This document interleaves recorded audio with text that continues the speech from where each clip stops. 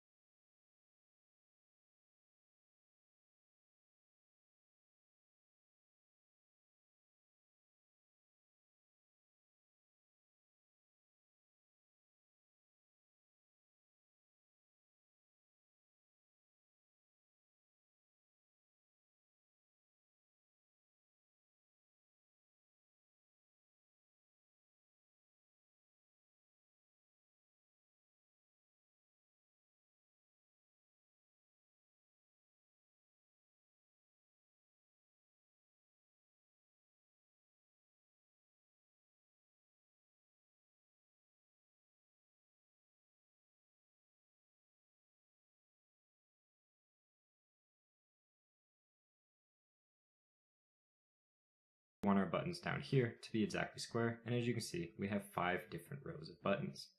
Now if we save that and go back to our view over here, you can see that everything is starting to get laid out how we like it. And now if we save that and go back to our view over here, you see the value of 100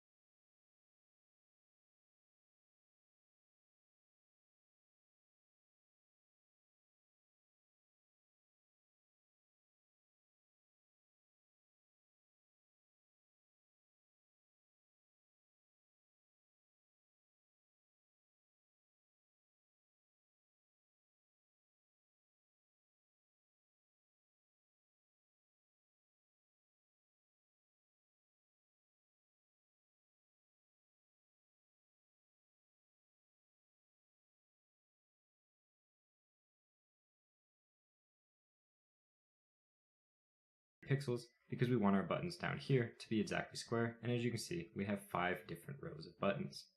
Now if we save that and go back to our view over here, you can see that everything is starting to get laid out how we like it. In order to properly position our buttons, the first thing we want to do is actually select them. So we can just do that by selecting all the buttons inside of the grid, and all we want to do is change our cursor to be the pointer cursor so that when we hover over them we get a nice pointer, so as you can see here. And next we want to change the font size so that it's quite a bit larger and easier to see. We'll use 2 REM. We want to give it a little bit of a border. In this case we're just going to use a 1 pixel solid white border around all of our elements. And if we look over here we can see that we have that 1 pixel border around everything. We want to remove the outline from these buttons. This is just something that browsers put in by default and we don't actually need. And lastly, we want to apply a background color to these different elements. In our case, we're just going to apply a slightly opaque background of completely white, so 255, 255, 255, but it's only going to be 75% opaque. Now if we save that and go back, you see our buttons are already starting to look like the buttons over here. Last thing we need to do to these buttons is actually make it so that when we hover over them, they change color.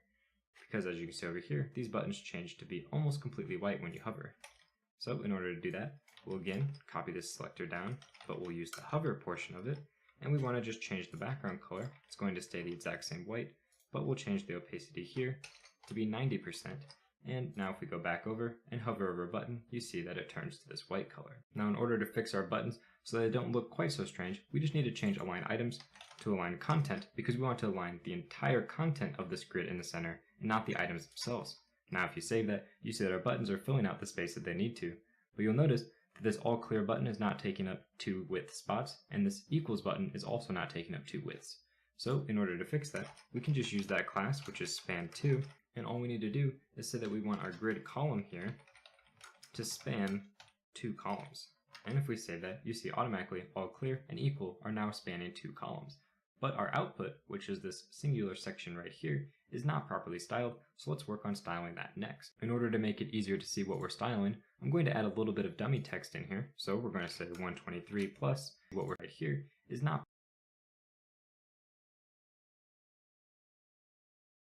properly styled, so let's work on styling that next. In order to make it easier to see what we're styling, I'm going to add a little bit of dummy text in here. So we're going to say 123 plus, and down here we'll have 456.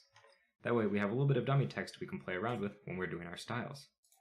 So the first thing we want to do is style our actual output element as a whole. This, as we remember, is this blackish looking section right here. So in order to make it span the entire width, we have a really nice trick which is called grid column.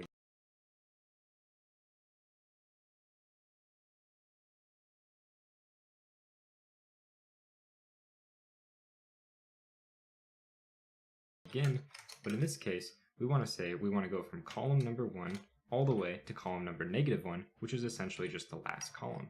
And if we save that and go back here, you can see this now fills the entire width of our top row. Next thing we want to do is change the background color here. So we can change our background color to be RGBA again, and we want this to be black this time, and with that same 75% transparency. And already you can see this is starting to look a lot like our calculator over here. Next, we want to align these elements inside of our container, and the easiest way to do that is going to be using flex. So we'll change our display here to flex. We'll align our items on flex end because we want these to be on the right side of our container over here, and we also want them to be spaced out as far apart from each other, so we're just going to use justify content, and we want to say space between. This is going to put as much space between our elements as possible. Now we can save that, and you can see that our elements are being lined up side by side instead of vertically, so we want to change our flex direction. To do that, we can just say flex direction column so that they line up vertically instead of horizontally. Also, you'll notice everything is pushed up right to the edges of our container, so to change that, we'll just add a little bit of padding to our container, for example, 10 pixels. Now as you can see, everything is not being pushed up to the edges of the container, and also I'm going to change this space between to say space around instead, because it'll push our elements a little bit closer to each other and a little further away from the top and bottom of the container. The last thing we want to do is, as you remember over here, things wrap as they get too long, so in order to make that happen, we need to use what's called word wrap, which is going to allow us to say where we want to break our words. So we can say we want to be able to break a word in the middle of it, so not just at the end of a word or during a space. And we also want to put word break here to say that we want to be able to break all words. Now, if 456 became too long, for example, it would just wrap to the next line, as it does over here. Last thing we need to do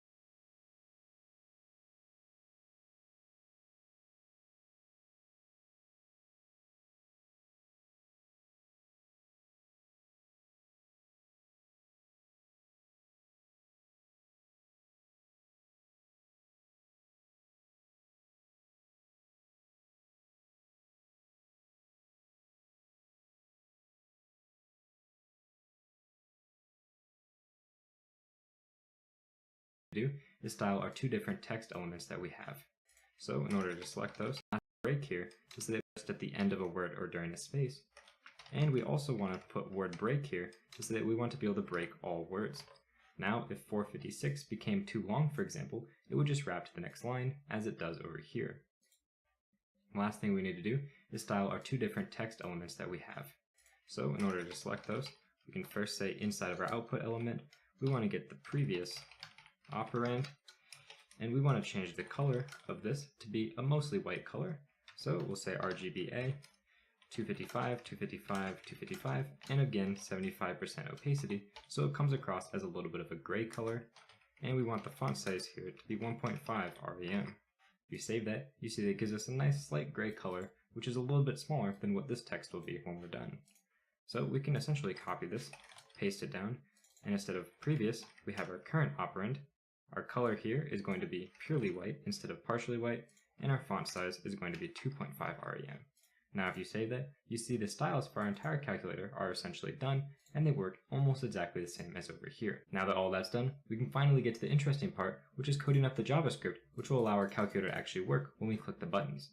To make this easier, let's remove this placeholder text that we added when we did the style sheets, and let's open up our JavaScript right here and start working. Now the first thing that we want to do is select all of our different numbers, all of our different operands over here, our operations, as well as our clear button, delete button, and all the other miscellaneous buttons. But in order to make that easy to do, we want to just put some classes into our HTML that'll be easy to select by. And since I don't want to mix our styling classes with our JavaScript, let's use data attributes instead of classes. So we can say data operation, and essentially we can select this data attribute in our JavaScript to say we want to select all the data operation buttons. So let's copy this down to all of our different operations, plus and minus, there we go. We can do the same exact thing for numbers, so we'll say data number, and we're going to copy this down to all of the different numbers we have. And the reason again why I'm using data attributes instead of classes is because it's easier to see what parts of the HTML are being used by JavaScript and which parts are being used by the actual CSS. And again, I put the number class here on the period because the period acts just like a number for the focus of our calculator. Next, we want to do one for our equals button, so we'll just say data equals. We're going to have one for delete, data delete, and lastly our all clear, so data all clear. And we also need to add these to our previous operand and current operand. And again, I don't want to use these classes since they're already used by our CSS, so we'll just put a data previous operand, and again a data current operand down on this one. And that should be all the changes we need to make to our HTML to be able to select these elements in our JavaScript. Now inside of here, let's first get some constant variables, which are going to be all of our different buttons. So we have our number buttons, and we can just query that by saying document.query selector all, which is going to get us all elements that match a certain string. And in our case, we select a data attribute, which must be inside of brackets. And we say we want to select data number. This is going to get all of our number elements. We can do the same exact thing, but for our operation buttons, and this is just going to say data operation. And of course, we want to get our smaller buttons as well. So we can dial down here and we can say we want to get our equals button. This is just going to be a single button. So instead of doing document.query selector all, we're going to use just query selector, which will get a single element for us instead of multiple. Again, we can say data equals, close off that square bracket. And we want to do this a bunch of other times. We want to do it for the delete button that we have. We want to do it for all clear button. And of course, we need to get our previous operand. And this is not a button, this is actually a text element. And we want to do the same thing, but for our current operand. And we need to go over here. This is data equals, data delete, all clear. And this is going to be the previous operand, and lastly, the current operand. Now that we have everything selected, let's actually think about how we're going to create the JavaScript that'll make our calculator work as it does over here. The first thing that we need to think about is how are we going to store all the information for what's number currently typed here, what number is currently typed here, what operation is it, and I think the easiest way to do that is to use a class, so we're going to create a calculator class. I like to do these at the top of the file if possible. So let's just go in here and create a class which is going to be called a calculator. And inside of this class, we're going to put a constructor, which is going to take all of the inputs for it, as well as all the functions for our calculator. So our constructor is essentially just going to take our previous operand text element and our current operand text element. And this is because we need to know where to place our display text for our calculator. So we can just say previous operand text element and current, and inside of here we can set some variables for this class. So we can just set these just like this, and we could do the exact same thing for the current text element, and this essentially gives us a way to set these text elements inside of our calculator class. Next, we want to think about all the operations our calculator class can perform. We have the clearing function, the delete function, the adding of a number. Also, we have the equals function and the adding of an operation. So let's define some of these functions. The first one we mentioned is clear, and this is just going to clear out our different variables. Next, we're going to have our delete function for removing a single number. We're going to create a function called append number, which is essentially what's going to happen every single time a user clicks on a number to add to the screen. Just as you see over here, you click a number and it adds it to the screen. Next thing we need to do is to have a choose operation function.